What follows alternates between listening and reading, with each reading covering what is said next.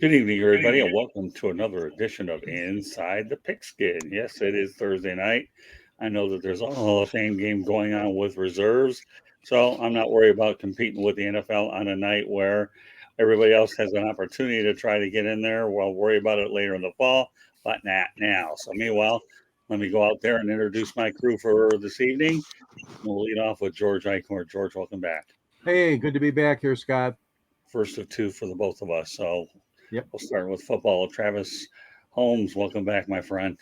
Hey, thank you for having me. And like you said, we're not competing with Zach Wilson. That's not much of a competition at all.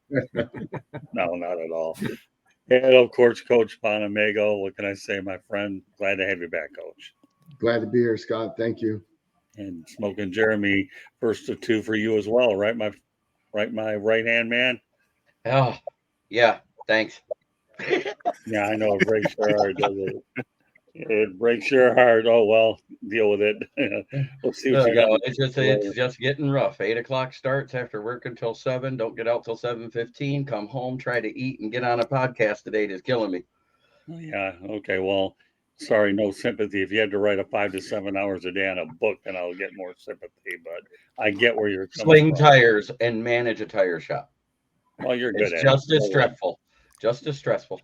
I'm sure it is, but we're not comparing occupations because you're in the media right now, not in the tire business. So yes, sir. Yes, sir.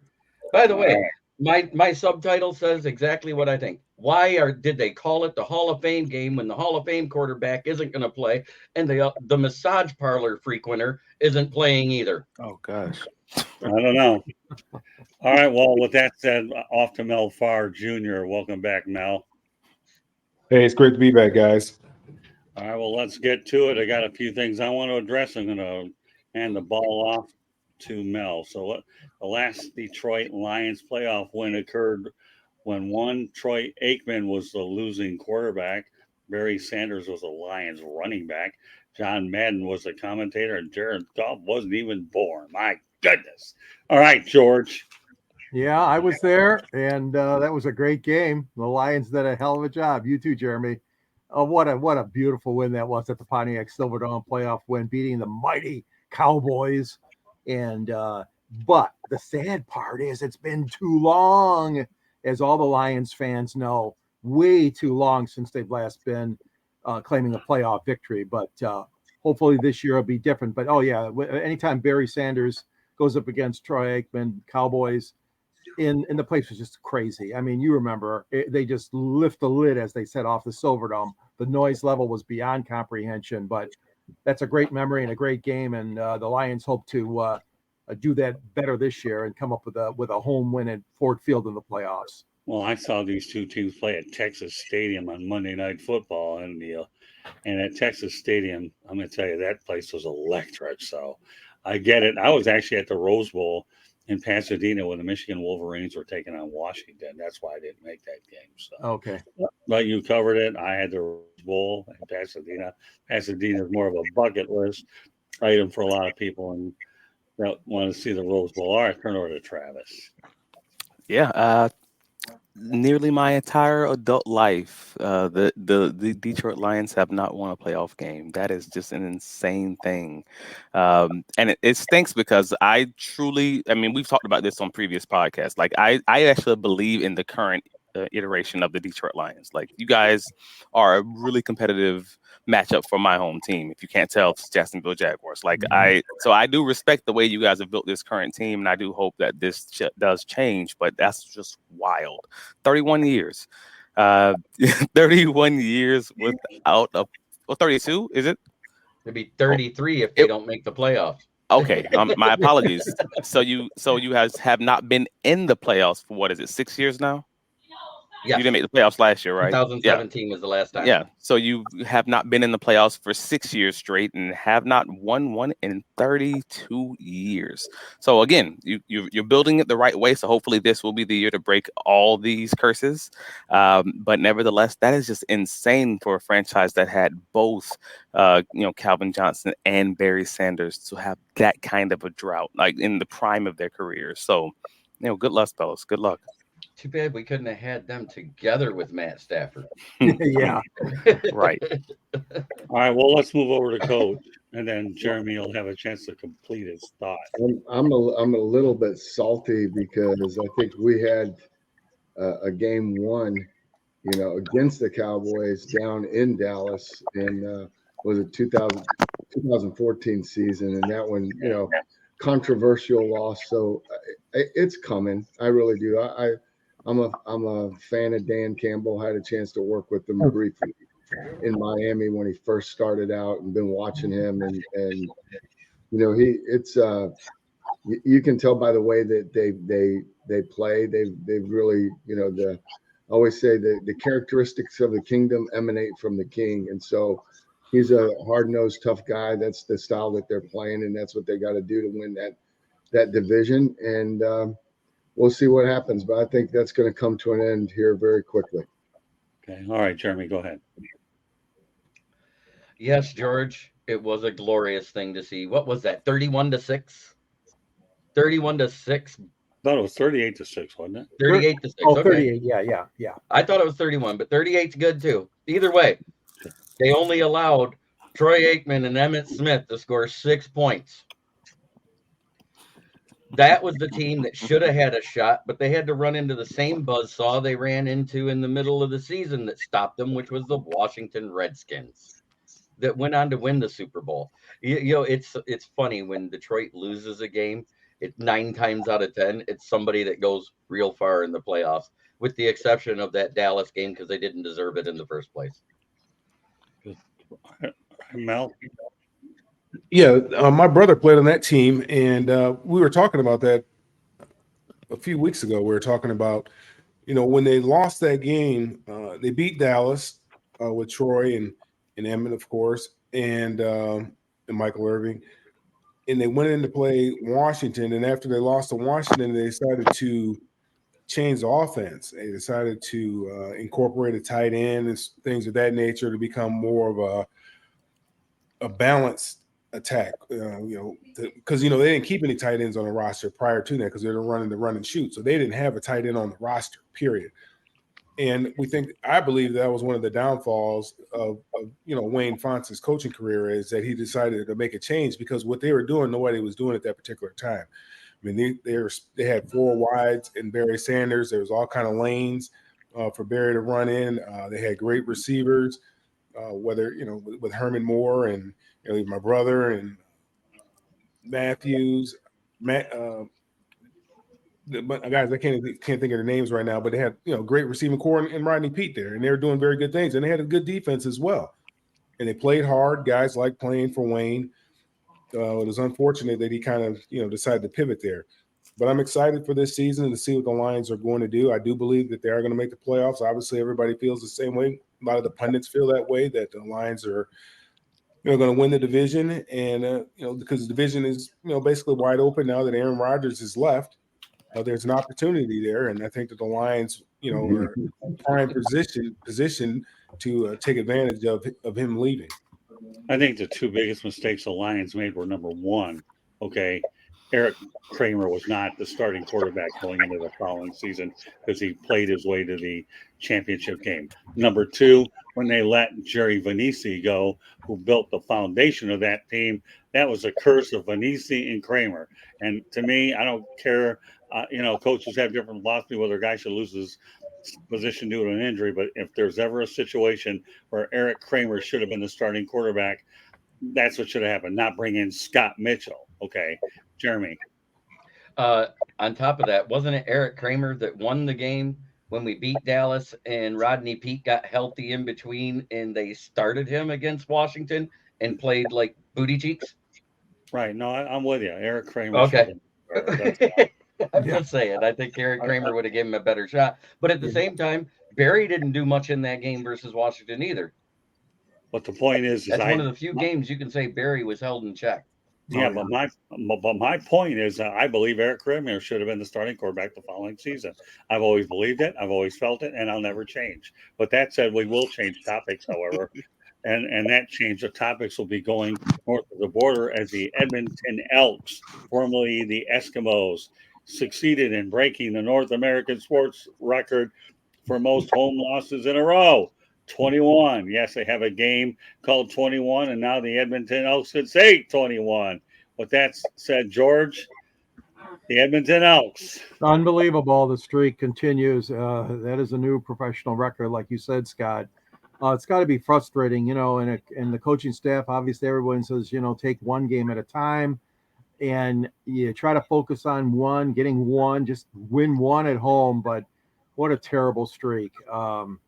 I don't get a chance to see much CFL. I know they're occasionally on ESPN, but I don't get the CBC Canadian outlet here on my satellite channel 9 in Windsor.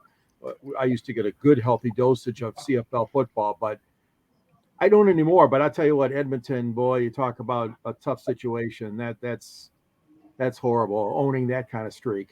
I believe they're on the CBS Sports Network. That's where I've seen them. Oh, are they? Okay.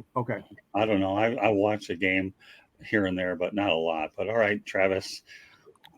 I mean, we spoke about this when there was the possibility of the record being broken, and it kind of hasn't changed. Like, they need major change from the top, and that stinks to say because they've had moderately big major change over the last few seasons. Like, they had a new president back in 2021, and they had a new general manager back in 2022. So this streak goes across the last 2 seasons, but it just hasn't changed, and it's just wild to see. So they've had the wholesale change that it seems that's needed, but nevertheless, it's not resulting in wins. So I don't know if this is the Canadian version of the Urban Meyer experiment. Like, is this purposeful or or what? But nevertheless, it's just not being resolved. And unfortunately, this is a community-owned league. I learned this just in researching for this after the last time we talked about it. But so it's weird that they have like a board of directors who have to kind of vote and talk about all these things to make these moves. But they need to have they truly need to come to Jesus meeting. They need to sit down and just figure this out. And whatever changes at the top need to be made, they have to do it, because who wants their name attached to something like this? This is just crazy. Yeah. I don't know. All right, Coach. Travis very eloquently laid it out. I think changes definitely need to be made. I mean, I went to their website to see if I knew any of the staff or anything. And the first thing that jumped out to me is you have one person that holds 3 major titles. I mean, the head coach is also the general manager and the defensive coordinator. And I just, I don't know if that would fly in, arena league football. I mean, that's just, there haven't been many people in the NFL that have been able to balance that head coach GM. I mean, I think Parcells did it for a little while, but that it wasn't, his famous line of wanting to be able to shop for his own groceries. But It's just, systemically, that's just, it doesn't work. And you got to pick one of those titles, and then I think you just got to blow the whole thing up and start from scratch. Jeremy. Oh, I think fans are ready to do the drink the Kool-Aid, and I'm not talking like from the fandom. I'm talking about like down in Waco, Texas, where they're just ready to take a dirt nap. I mean, how bad is this for the fan base? Let alone the GM is probably sitting there with a noose above his chair and leaning back, waiting for it to fall. Now, yeah, it's tough. I know losing is tough. I know it's tough to win in any level. It's tough to win, but at some point in time, Lady Luck's got to fall on your side, and you have to be able to win one game. For them to lose this many games, that's pretty bad, and it's a shame for the fans, obviously, and for the players. They put a lot of work into this, And obviously, they're not getting whatever it is that they need so that they can be competitive week in and week out. I don't know what their structure is like over there as far as ownership and general managers and things of that nature, but something obviously is not going right for that team for them to have this type of losing streak. All right. Well, I just want to let everybody know that Inside the Pigskin is being broadcast around the world. The audio version of this show can be heard on iHeartRadio, Apple, Spotify, Google, wherever you get your podcasts. Please hit the red subscribe button on YouTube South Florida Tribune. We're striving for 1,000 subscribers. Please also comment, like, and share the broadcast. Want to be a guest? No problem. Participate in the chat room or send your topic ideas to southfloridatribune@gmail.com. If you want to advertise cost efficiently, call me at 954-304-4941. We broadcast live on Facebook, LinkedIn, Twitter, and YouTube. Our website, www.southfloridatribune.com. Twitter information is at Tribune South. Candy Ebeling is behind the scenes, putting up YouTube videos from the University of Miami earlier in the week, as well as getting things posted. Also, coming up later this summer, the Motor City Mad Mouth Show will be debuting on the Eagle Corp Media Studios in Boca Raton, owned by Dr. Edwin Hernandez. And the Eagle Corp is a technology-based company in Boca Raton. I am the president of broadcasting for the Media Studios division. I should also point out that beginning on Thursday night, next Thursday, that Pundit's Pundit will be in prime time with myself, George, Jacob Christner, and Denzel Snipes, and we'll have some guests matriculate in and out of there at 8 o'clock. Pundit's Pundit is moving over from Sideline Sports because of the fact that they wanted George Eichhorn, and George said that Thursday was his best night of available. So I'm glad that George brings that type of respect to what we're doing here. And Pundit's Pundit is a heck of a show. It really does. We talk about sports and non-sports related topics, and our goal here is to take it to a different level, add different things, but also make sure that we create an audio audience in addition to the video one that we have. So beginning next Thursday at 8 Eastern time, Pundit's Pundit will be on Thursday nights in prime time. That will also mean that No Limits will most likely move to Wednesday night as well. And if there is no Limit show, there'll be other shows that will be on that evening. Just a little heads up. All right. But that set out of the way. Starting in 2023, the Howard Schnellenberger Trophy will be given to the winner of the annual game between Miami and Louisville. The Schnellenberger Trophy features actual bronze boots, Western, worn by the late head coach when both teams, he led them to prominence. Now, the ACC designated both schools as permanent opponents starting this season. The trophy will stay with the winning team each year. Miami will host Louisville on November 18th, and I will be there on that particular day. So with that said, George, I've always believed that Howard Schnellenberger should be in the Hall of Fame. The only reason he doesn't is he took over a lot of programs and turned them around, and his winning percentage does not suffice to get him in the Hall. But what are your thoughts about this game between Miami and Louisville? I think it's a great idea. I'm glad the conference did that and recognized this great man, this great coach, for all he's done. I've always been a proponent of these games where trophies are awarded. Michigan State has the Paul Bunyan Trophy, and there's the Old Oaken Bucket. There's all kinds of trophies, not only in the ACC, but the Big Ten and other conferences as well. But the man Howard Schnellenberger, and I know, Scott, you were able to cover him and become, closer to him than I ever was. But I mean, you saw in him the special, unique attributes he had as a head coach, and not only that, as the saying goes, a maker of men.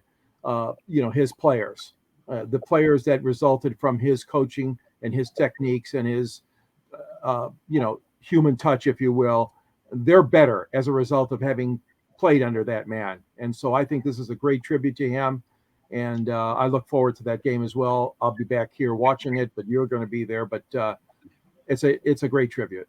Well, Howard Schnellenberger to me was a father figure. Coach, I'm sure you probably know all about Howard Schnellenberger for sure.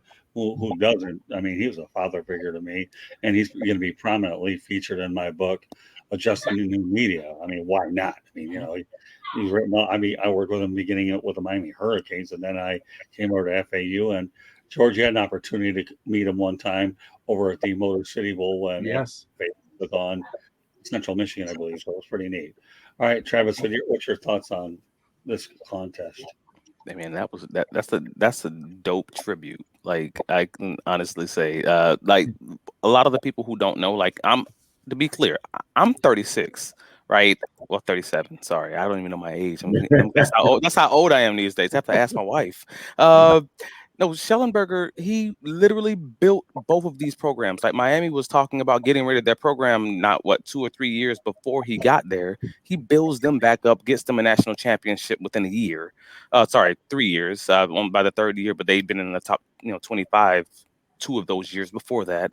Then he goes into his hometown in Louisville and builds them up, and then they get 14th or 15th in the nation, something like that, within a few years. So they're like, this is our guy. This is this is from our hometown. And Miami's like, no, he built us up. He'll forever be dear to our hearts.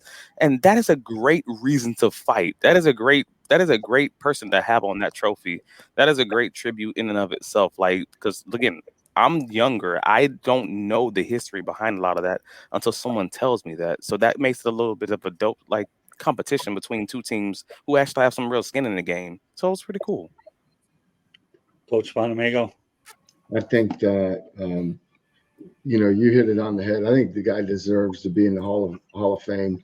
And what he did was took two really what I would say non-traditional football programs and built them into powerhouses. And so, now we think everybody believes or thinks of Miami as it's a football school. Louisville is a football school. It wasn't that way for either of those programs.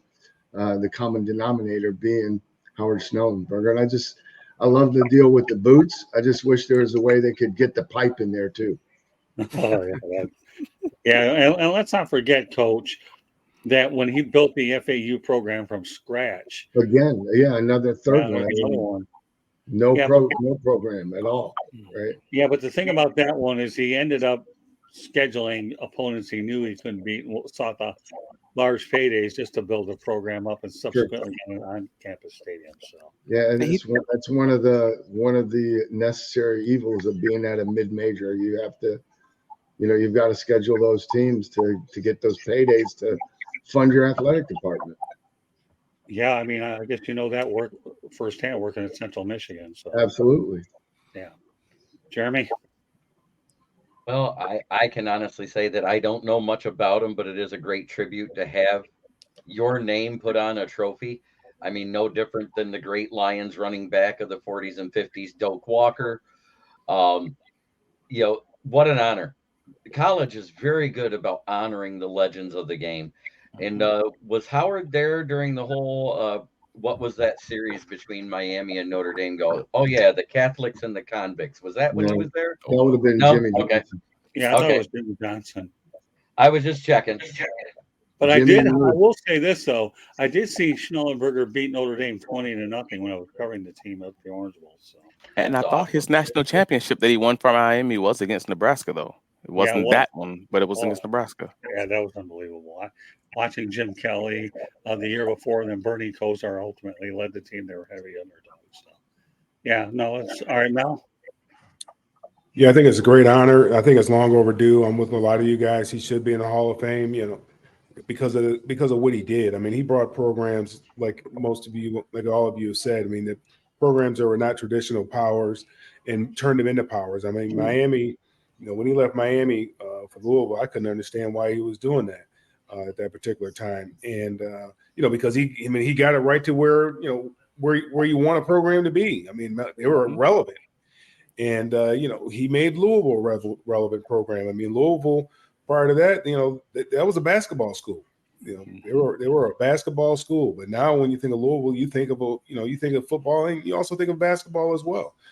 So I think it's long overdue. I think they definitely, should be in the Hall of Fame. There's got to be a way as a contributor because of what he did for those particular universities. What the contribution that he's given to the game, and what he's done for young men, the opportunities that he's provided for young men. I think he definitely needs to be acknowledged, and I think it's a great honor. And I think it's long overdue.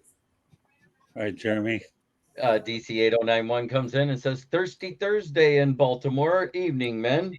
All right, well done. And DC is one of my fans. He's originally from Detroit. He lives in Baltimore. So he lives and breathes Lions football and tolerates Ravens football.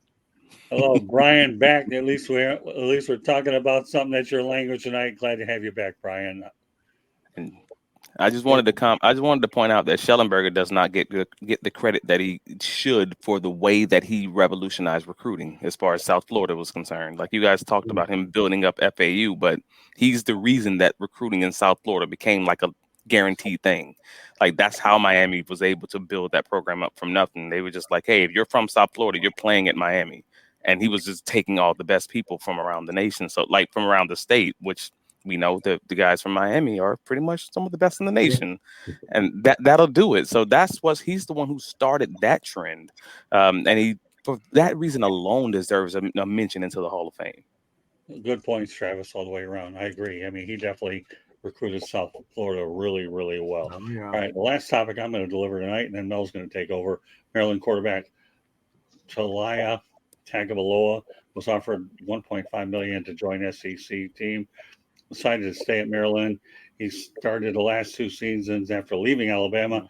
He's the all-time leader with 7,879 yards and 51 touchdowns for Maryland. So, all right, George, it's nice to see a young prospect stay and where he knows he's appreciated, only that there could be a payday anyways. Yeah, that's true. I mean, it's not a prestigious program. I mean, Maryland. But I tell you what, I give the kid credit. I mean, everywhere nowadays you see going into the portal and kids leaving and transferring all over the place. But I mean, that's a tough situation in Maryland. I mean, you know, they really, really have a tough row of it. A lot of teams in the Big Ten, when you got the powerhouses like Penn State, Wisconsin, Michigan, and Ohio State, you know, and now with USC and UCLA coming aboard.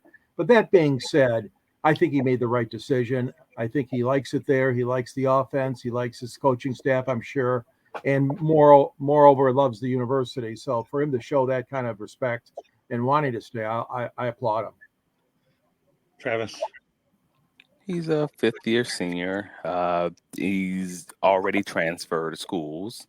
He has a brother who is in the NFL. You know, his family's not struggling, not hurting for money.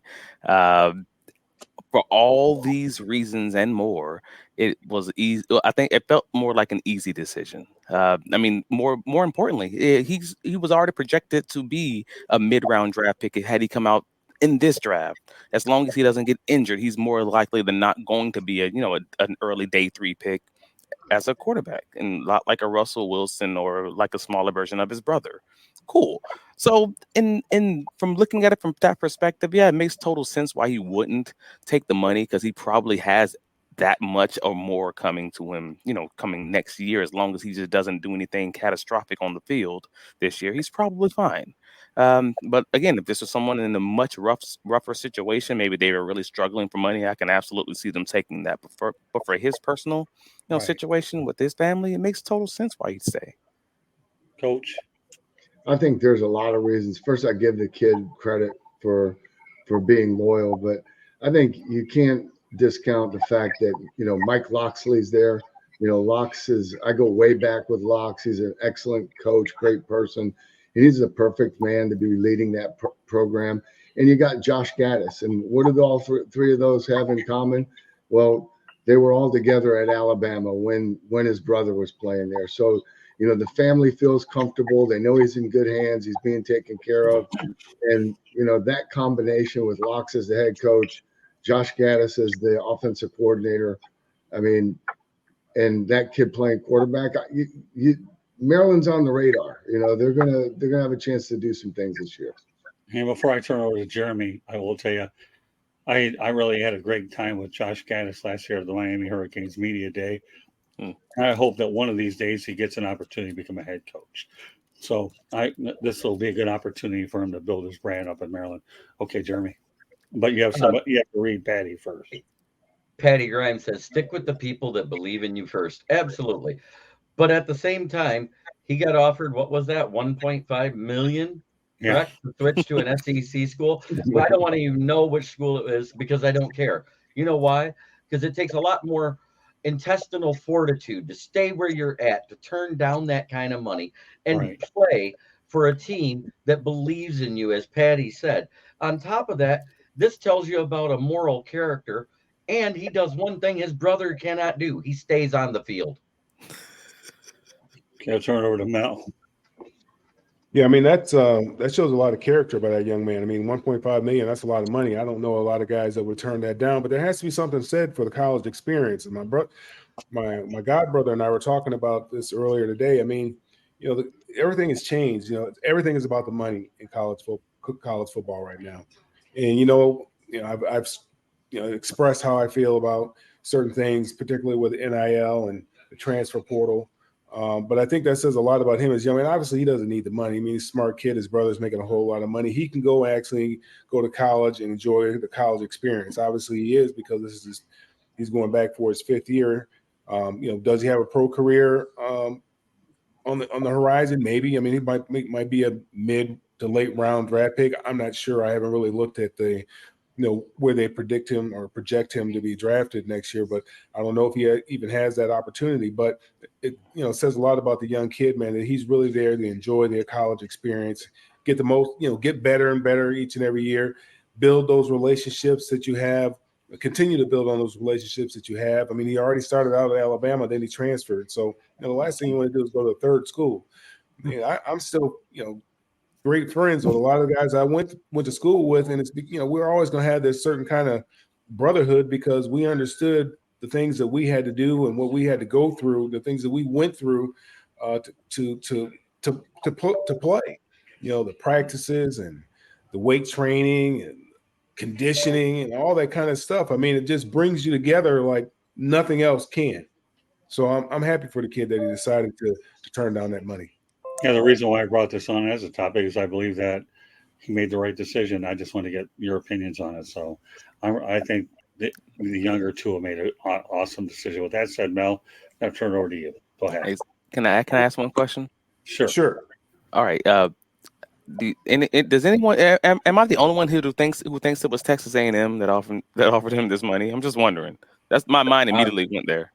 I'm sure it's either him or it was who's the one that just lost Arch Manning? Archie Manning? Man, Arch Manning? Yes. Georgia. Right? Was it Georgia? I thought it was Georgia, yeah. Okay. Oh. Yeah, I thought my mind immediately went there. I'm like, who has that kind of money? Who has that kind of cachet? Who has a coach under pressure? Arch Manning wasn't it Texas, I believe? Yeah, he went to Texas. He went to Texas. Right. I'm saying which team in the SEC lost him because they just lost. Yeah, it is Georgia because he had a letter of intent, but it wasn't a commitment letter to Georgia. But he decided to go to Texas. I bet you it was Georgia. You know why? Because they just lost their 2-time national champion quarterback. Yeah, plenty of money over there. Plenty of money. It could be any team. Yeah, that's fair. That's fair. The coach goes, yeah, that kind of makes sense. Well, I don't know. Lane was at Alabama. I mean, I don't know if he, somebody that has Alabama ties. Yeah. I was thinking Ole Miss. All right. You know what, Mel? Go for it. Well, we're just talking about Tua turning down, what was it, 1.5 million. And last week, I think it was, I was looking on, I don't know, one of the social media sites, and Deion Sanders' son went out and bought him a $200,000 Maybach with his NIL money. Now, is that what you want to use your NIL money for? Is to go out and buy those types of automobiles? I think there's a better way, and I was surprised really that it's Deion because he knows better. I mean, he absolutely knows better than to go out there and to spend that kind of money on. I don't know where he's going to shake out as far as NFL. Maybe this is as good as it's going to get for him. I don't know what his stock is right now, but this is what I'm talking about as far as the NIL is concerned. You look at what's happening at Iowa State. These guys betting thousands of dollars on sports at their schools, on their own football games. nothing good comes when you give an 18 to 20-year-old, 21-year-old, 22-year-old that kind of money. Nothing good comes out of it. But I'm gonna go on from there. We'll talk about. I'm gonna beat this dead horse again. I know we talked about it before. We talked about the running backs and how injury prone they are. But there's some injuries this week. Last week in the NFL weren't to running backs. You had a Bronco wide receiver go down with an Achilles injury. We had a quarterback go down. Joe Burrow went down with a calf injury. And off the subject a little bit, Joey Bosa is still not in camp for whatever reason. Jonathan Taylor, after speaking with his owner, requested a trade. And he should.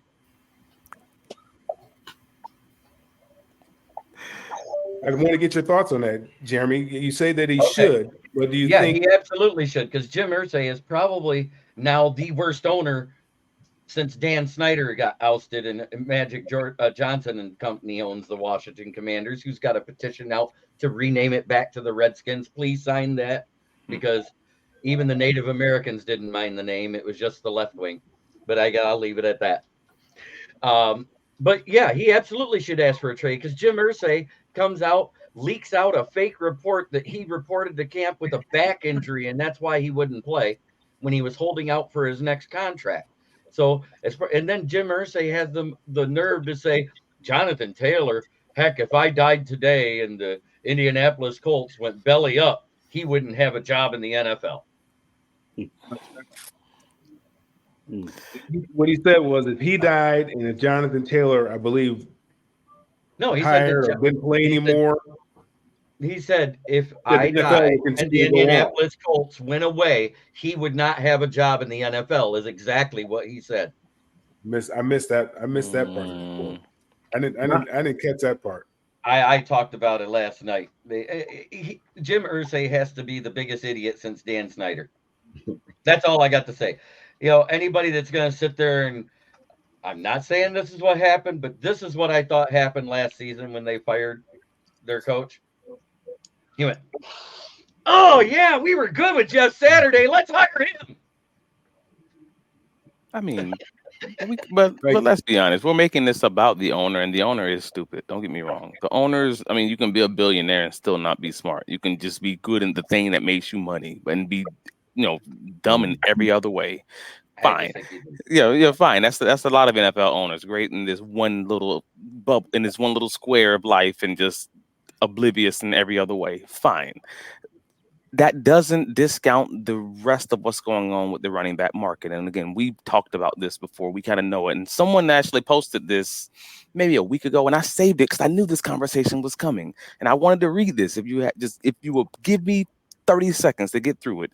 And I feel like it perfectly encompasses what's happening with the running backs. It was actually a Titans fan who posted it. As a Titans fan, I saw it summed up perfectly. Titans lost Henry to injury 2 seasons ago. He's a top 3 running back, and still they were the 1 seed in the playoffs. The Titans lost Tannehill last season to an injury, who's probably a bottom 3 quarterback, according to most people, at this point in his career. And they fell off a cliff, basically forcing them into a rebuild. When arguably the best player and a future Hall of Famer for certain gets injured, and his team's record is 6-3 with him, and then 6-2 without him, where's the value in the position? The worst player at the quarterback position was more valuable than the best running back in the running back position. And that's the status of the NFL right now. Jeremy, why don't you read your Patty's comments? Patty Grimes says, when you grow up rich, you really do appreciate the value of money. There you go. Okay. Yeah, and I just wanted to weigh in on that one. I'm glad Mel brought that up. And it is true that, young guys and ladies, it doesn't matter, but I mean, youngsters make decisions that probably are more, glamorous to them at the time, buying a fancy new car, as opposed to investing, saving, giving the money to a charity, whatever you could do with your money, or just pack it away for what you'll need once you get out of college. So I agree. I mean, Mel, it's not a great thing what Sanders' kid did, but I really think that this is where, again, the college football, college sports has left itself wide open, because the governing body. There's no governing body to say you cannot buy a car. You got to buy this. Of course not. I mean, we're free to make choices like that in America. But I agree. I'm glad you brought that up, Mel. Getting back to that, your first topic, that to me it's frivolous. I wouldn't want to spend it on that kind of thing. Obviously, he did, but hopefully it's an eye opener for a lot of kids that are getting that kind of money from the NIL. Yeah, Coach Bono, you have anything to add with either regards to NIL or with the Jonathan Taylor situation or the state of the running backs in the NFL? Man, it's just, I already know how you feel about running backs, so I'm hesitant to even throw it to you. No, but I mean, look, I love the running backs. I really do. I just think it is. Like I said, it's very undervalued, unfortunately.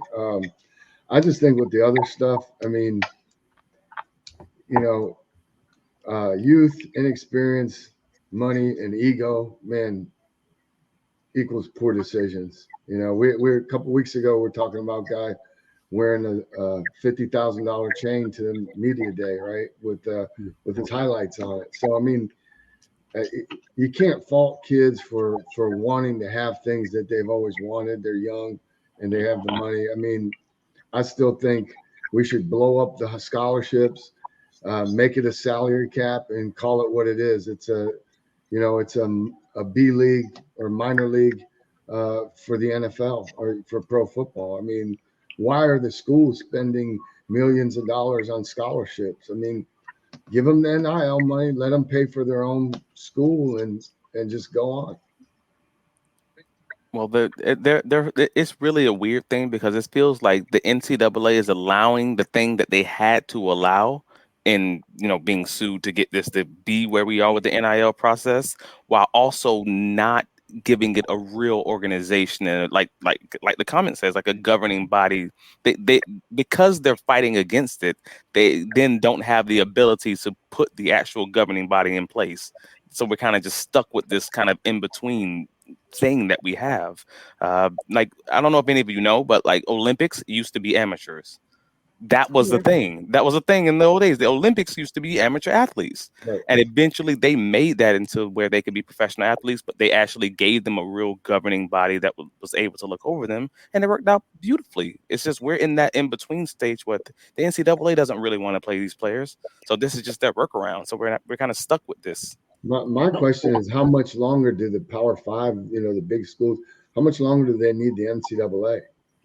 Yeah. Right. I mean, that's a story that could ultimately play out. The NCAA makes the rules. They take part of the money. They don't generate anything. They're sponging off of the schools, and what are they giving back? Really, they create a structure, but it's up to the schools to follow the rules and everything. They don't, Right. They only come into play when somebody gets investigated. Right. Now, I'm I'm a younger guy, and I know I'm a younger guy, so I want to make sure my memory is not failing me on this one. But didn't something happen like either with Notre Dame or somebody like that in basketball where they tried not to work with the NCAA and eventually they kind of had to bend the knee to the NCAA and kind of come back into the fold because they were trying to have their own thing outside of the NCAA? They still do in football. They had to lose it in basketball. That's what you're talking about. Because what happened is the NBC got in bed with the ACC for their contract, and it became a conflict of interest to have Notre Dame with their own contract and not be a part of one of those groups. So as basketball, they joined the ACC. Gotcha. That's exactly what you're talking about. I do believe. All right, Jeremy, while you're at it, why don't you read Patty's comments? Patty Grimes says, just a governing body if you buy someone a cheeseburger instead of a hamburger. And I know where they're alluding with that. I kind of want to set a Wolverine fan straight on that.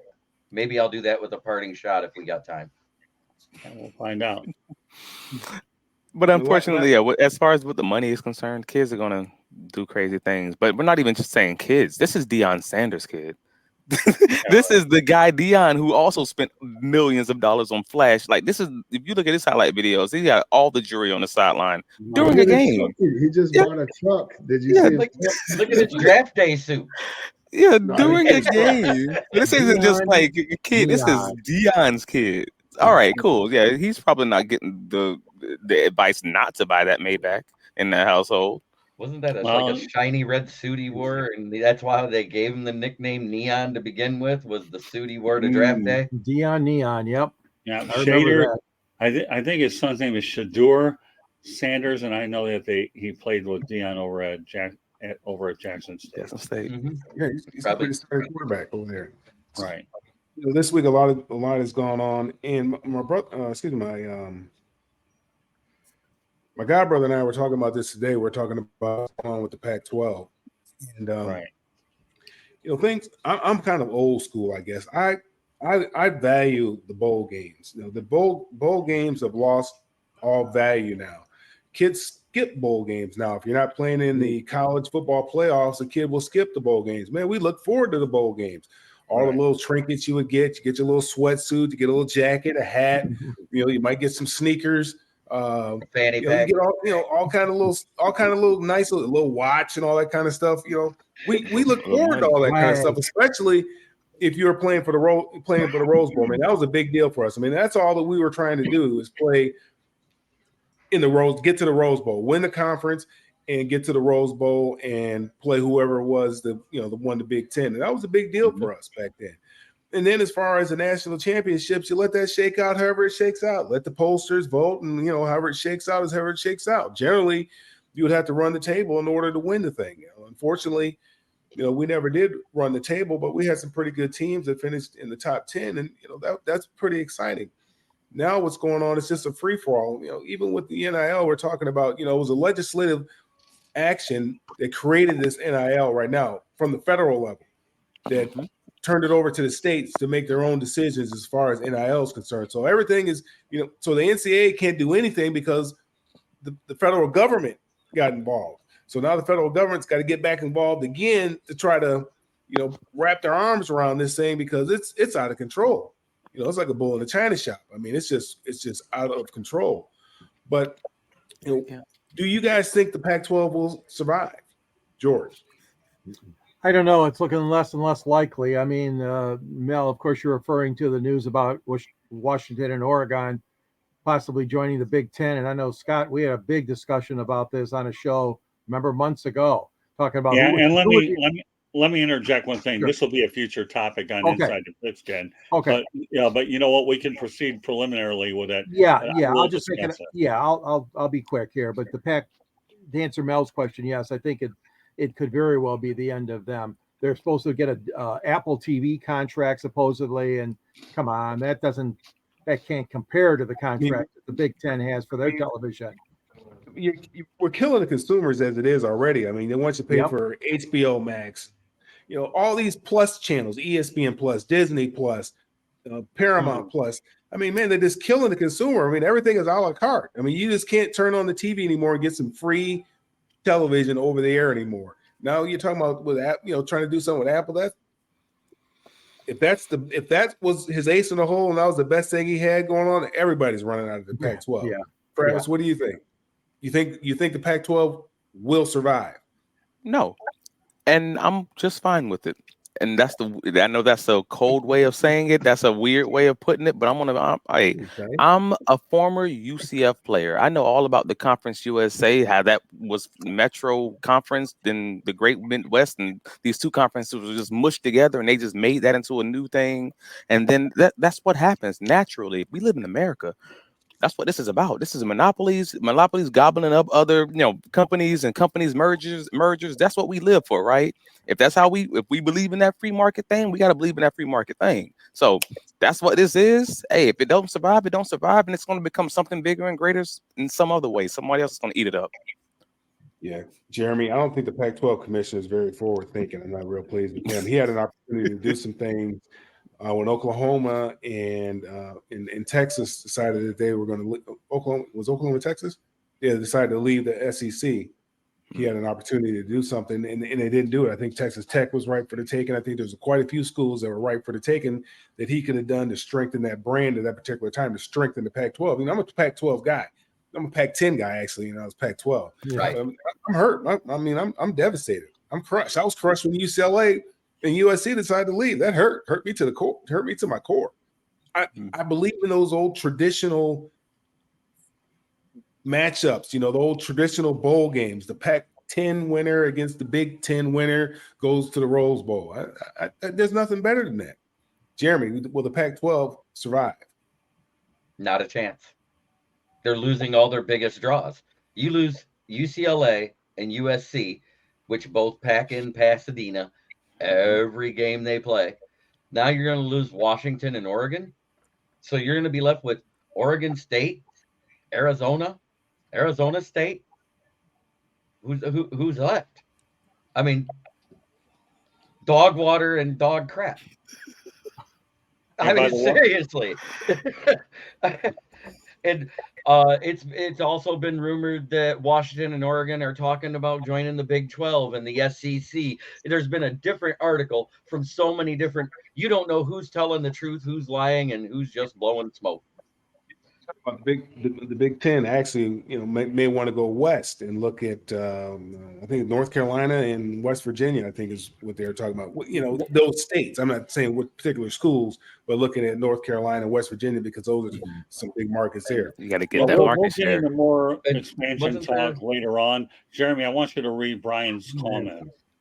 Brian Three Cushion says, I remember when Dion wore that white fur coat and that fedora and all his gold. He was very flamboyant. Okay, most people would have to be a tight end or a cornerback. Okay, Coach, on to you. I just had to get these comments and roll with it. Yeah, I think, I'm with you, Mel. I love the old rivalries and all that stuff, but it's just a different age now. The playoffs changed everything. The money changed everything. And the money changes everything. So now you've got the NIL, which is going to affect the group of fives, right? The max, all those conferences. The likelihood of those teams building up and being able to maintain to get a playoff run is less likely now with the NIL. 4 is an even number. 5 is an odd number. So if you have 4 major conferences, it just makes it a nice, neater package for the playoffs. That's just my unofficial conspiracy theory. Hey, Coach, I want you to piggyback off of Big Dan Davis. I'll read this one. It's going to end up being the SEC and the Big Ten is the last 2 conference standing the way it's going. What are your thoughts about that, Coach? No, I think it'll still be the ACC and the Big 12. I think there'll be 4 conferences, however big they are. And, their conference championships games will be the first round of the playoffs, and then there'll be crossovers, and then it'll go that way. And then anybody that's not in the playoffs will those will make up the rest of your bowl games. Anybody else want to chime in? Sorry, Mel. I have to roll the chat room a little bit here and there. I really wish they would the NCAA just would be more forward thinking and just make this what it is. Make this into March Madness. Just say, you have an 8-game season. Everybody, you have an 8-game season, and then we're going to do this March Madness style for the fill in the blank amount of teams who make it into the playoffs. And you have that 5 games, whatever it is, 5-6 games. That's still a 13-game season, 14-game season. Cool. You're taking away 4 games from all the other schools who don't make it. Hey, and that's the cost. They need that money. They don't need that revenue to maintain the 70 scholarships per college. Right. It's again, you're talking about experiences that you're taking away from players as well. I mean, those are 2 road games that they're not going to have, or however many road games, however many experiences they're not going to have, practice weeks that they're not going to have to get better to be able to go on to the next level. I hear you. I'm just trying to fix it. I don't know. So, Mel, any other things you want to get in there? Unfortunately, I to piggyback off of Coach Bono's statement.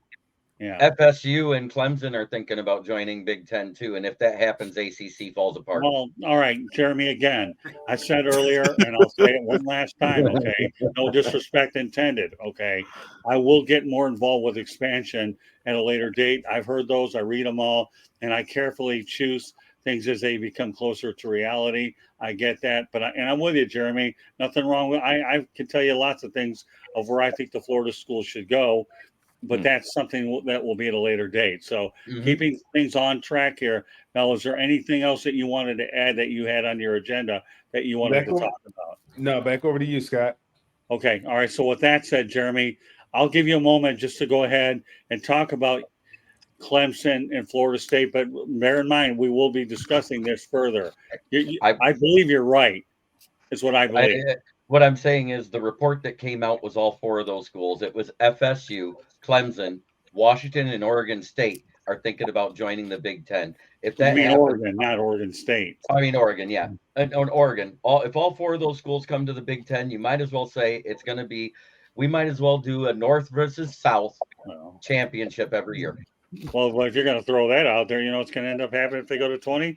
They're going to bring Cal and Stanford in there as well. Then you're going to have a full Western side. And I don't like that. I don't like it either. League. I don't like that. I mean, so again, where are the experiences for these players? I mean, you're not going to have the opportunities maybe to play each one of those schools at their place during your 4 years or 5 years that you're there on campus. I don't like that. I don't disagree with you. It just stinks because again, this was what we're making it to, or what we're trying to turn back the clock to turn it back into is not what it is. It's not what it ever really was. It's like it's always been a business, but we've never treated it like the business. So if we're talking about the experiences for the children, awesome, or for the young men or young women, even for the other sports, awesome.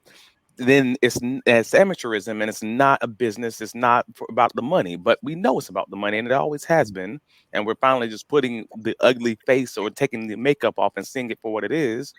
So we can't have the experiences and have the business. We're kind of having to make that choice. And it's ugly. It's an ugly fight. So that's what Mel's struggling with right now. All right. Well, you know what, Travis, what I'm struggling with right now, honestly, and I'll tell you straight, okay? Number one, the odds of a March Madness format for college football are like the same odds of you getting gas for $1 a gallon. Don't hold your slim and none. What's that? Slim and none. Oh yeah, the big conferences will go against it. They don't want that to happen. They lose their all right, but no, you're saying no. Give me a break, man. And everybody's right. They need these extra games to survive. You know, you ought to know being a Central Florida guy. All right, so here, let's just go a couple more comments out there. What are the panel's thoughts of 12-team college football playoff that's set to begin 2024 season? I'll go right around the horn really quickly with it, George. I'm in favor of it. I was glad the expansion occurred. I would like to see that, and obviously, it's for the future to help better determine a champion. Travis, quickly. Same as George. I'm always a fan of the little guy having a better chance, even if it's just this much more. Coach, I'd rather see 16-team playoff. Okay, that's fair. Jeremy. Well, this is going to give a chance for those mid-major conferences that go undefeated and have a conference champion and all of them to get in. But what it will do, it is going to water it down a little bit once you get past 10, because the top 10, pretty much, those are all conference championships, 9 times out of 10, unless it's a one-loss SEC team where their loss was in that matchup. So what's the point? Do you like it or not? I like it, but I don't like it because we're going to have watered down teams in there. You're going to have the bottom seeds getting blowed out by the top seeds that didn't get a bye.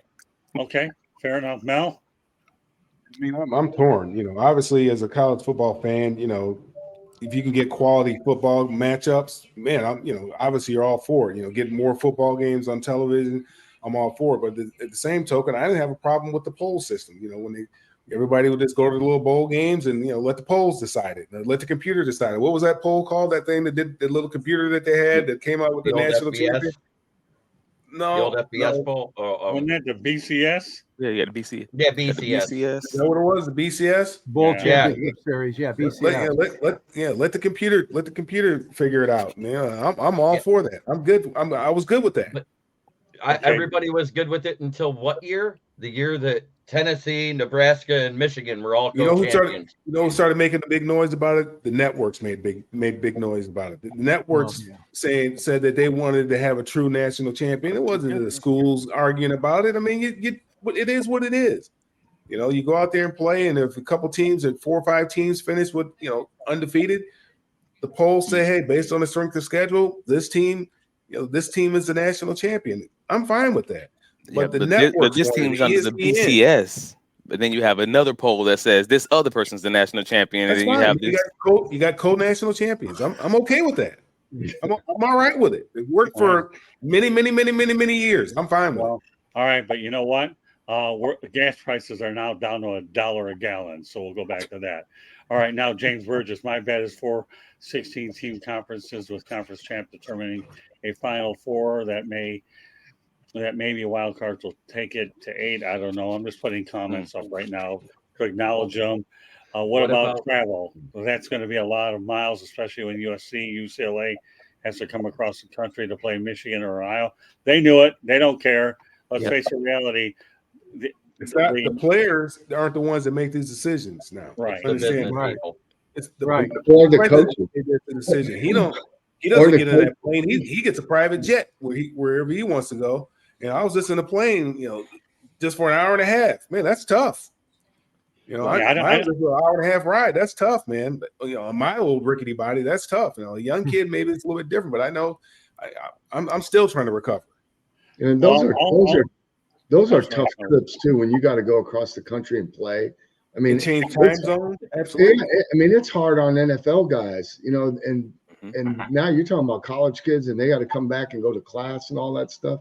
Yeah. It reminds me of Maction, playing in Kent, Ohio at 8 o'clock in front of 300 people, then getting done at 11 o'clock and riding the bus 6 hours back to Mount Pleasant. And then get to class, guys. It's Wednesday. You know what I mean? It's like, it's insane. And that's right. Television drove all of that. You're right. But I agree with Mel. The Bulls are something special. They always were special to me. I know Scott and I have both covered a lot of different bowl games. And the effort that, even in Detroit, that George Perlis and Kenny Hoffman put in to making that bowl game in Detroit special. I'll never forget that. All that energy, and they were so excited about having that bowl game here in Detroit or at the Silverdome before that.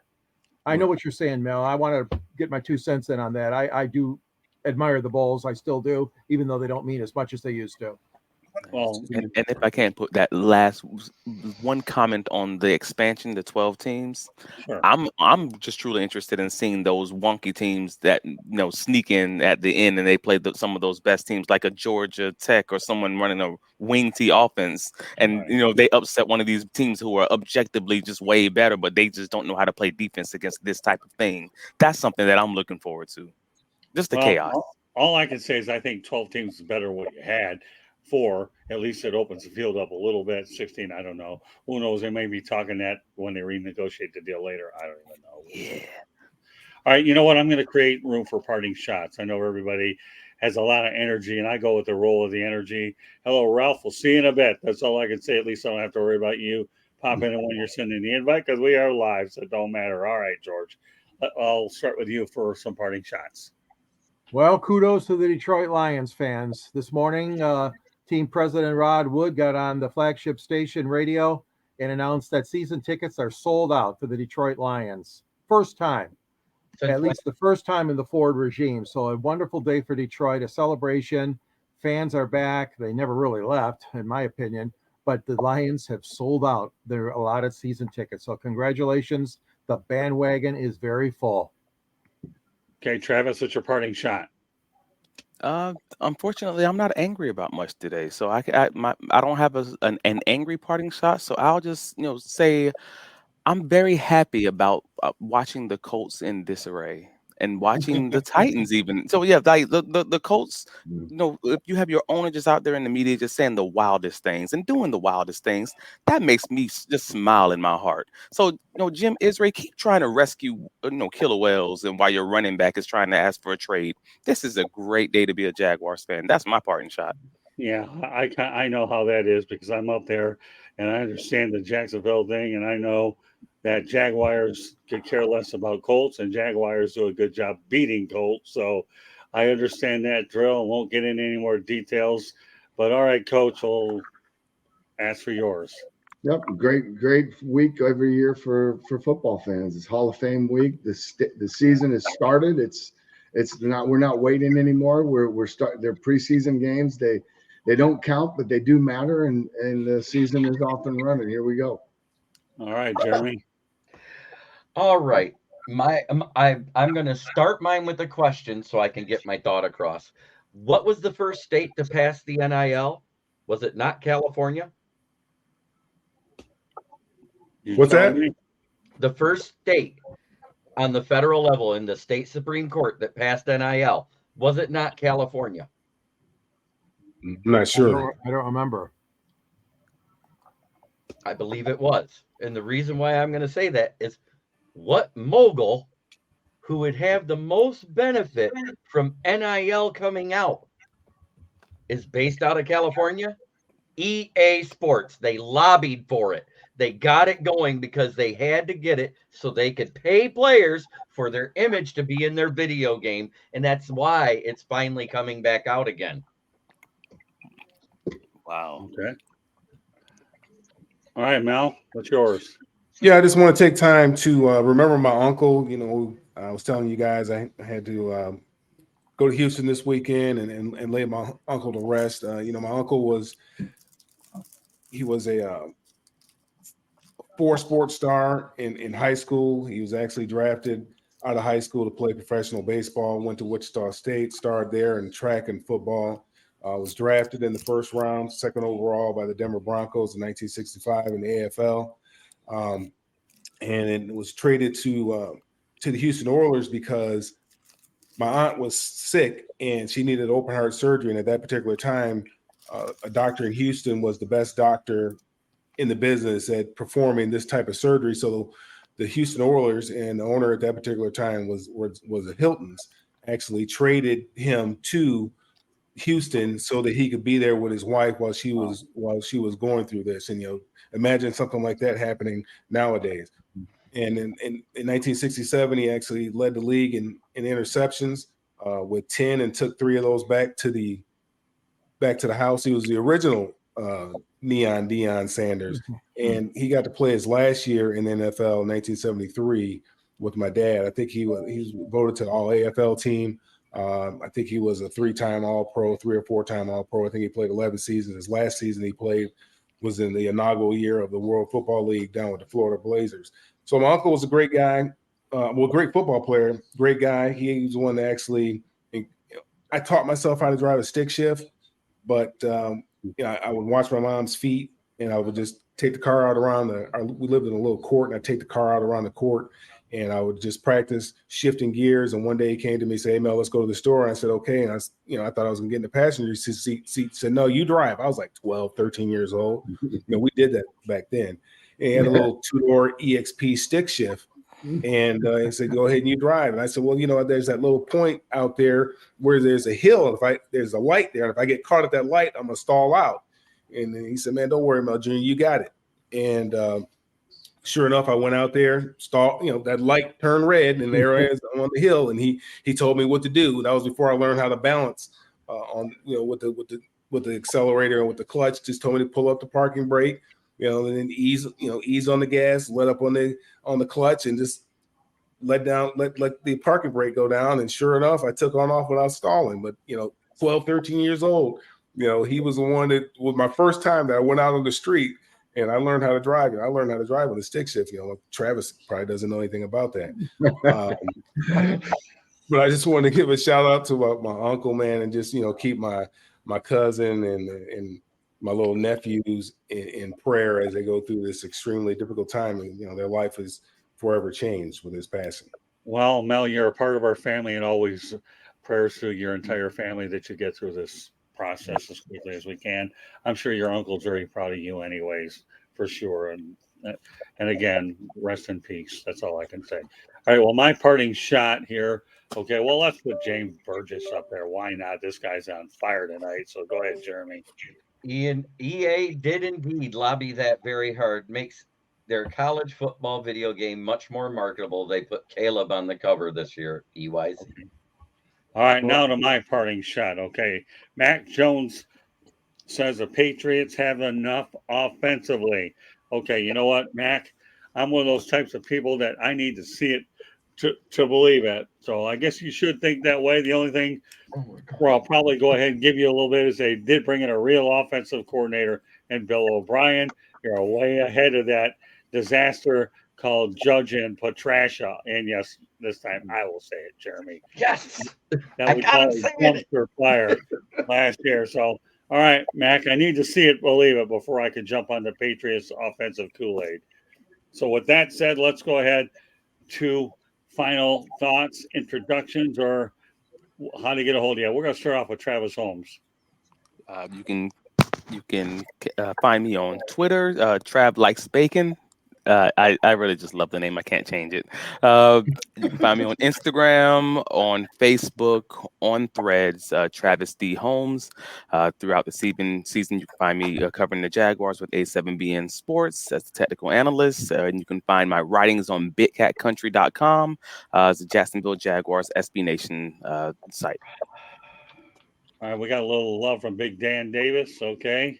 There you go. Love the show. Awesome job. Keep up the good work. Thank you, Dan. Thank you, Big Dan. For being on. And a guy that'll be following us very shortly, Ralph Williams. No more flip of the coin. Play calling between Matt Patricia and Joe Judge. Boy, truer words can be said there, Ralph. Good stuff. All right, we go on to Farr Jr.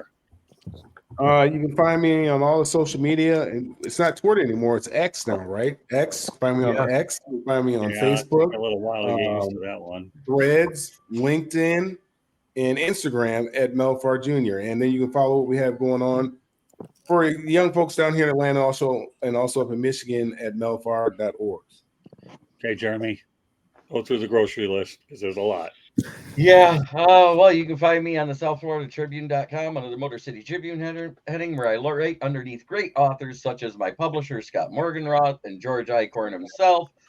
Then you also have this channel on YouTube, the South Florida Tribune channel, where I am on any Monday, Tuesday, Wednesday, or Thursday, Sunday that he needs me.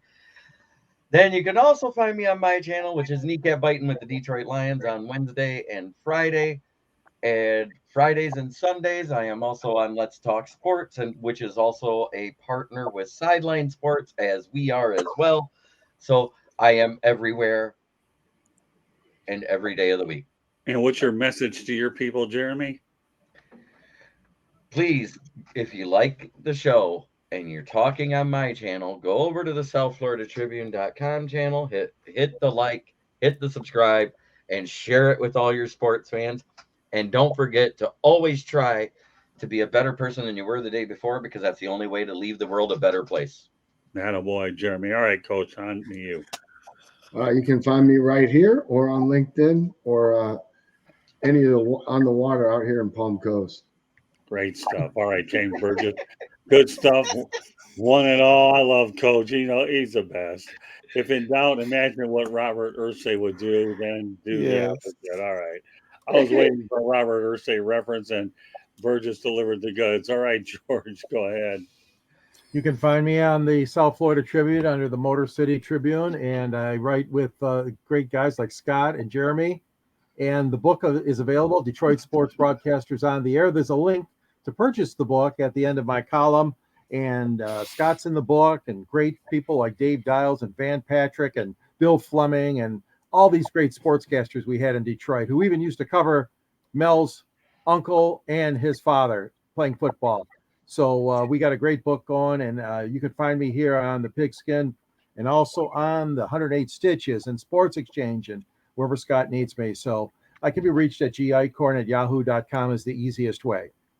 And speaking of books, I'm writing one, Adjusting the New Media. I'll give you more information when it becomes available. Also, Inside the Pigskin is being broadcast around the world. The audio version of this show, Inside the Pigskin, can be heard on iHeartRadio, Apple, Spotify, Google, wherever you get your podcast. Please hit the red subscribe button on YouTube, South Florida Tribune. We're striving for 1,000 subscribers. Please also comment, like, and share the broadcast. Want to be a guest? One way to do it is being involved in the chat room. And I know we have a lot of people that Jeremy will be reaching out to. Also send topic ideas to southfloridatribune@gmail.com. Want to advertise cost efficiently? Call me at 954-304-4941. We broadcast live on Facebook, LinkedIn, Twitter, and YouTube. Website www.southfloridatribune.com. Twitter at Tribune South, Candy's behind the scenes. And of course, I mentioned earlier, coming up later this summer, the Motor City Madmouth show will be debuting. I'll go into more details as we get closer, like I mentioned a couple times, because we have a lot of good things to look forward to. So on behalf of George Eichhorn, who will be joining me on the other side, over to Fire Up with Ralph Williams and Travis Holmes and Coach Bono. We're sporting that Tigers hat, no problem. You know, he's a Detroiter at heart with us. We can go with it. Smoking Jeremy B, who will be joining me on the other side, and Mel Farr Jr., who will, like the rest of this crew, be joining us next week. We want to thank you very much for joining us on this edition of Inside the Pigskin, and I wish everybody a great weekend, and we will see you the next time.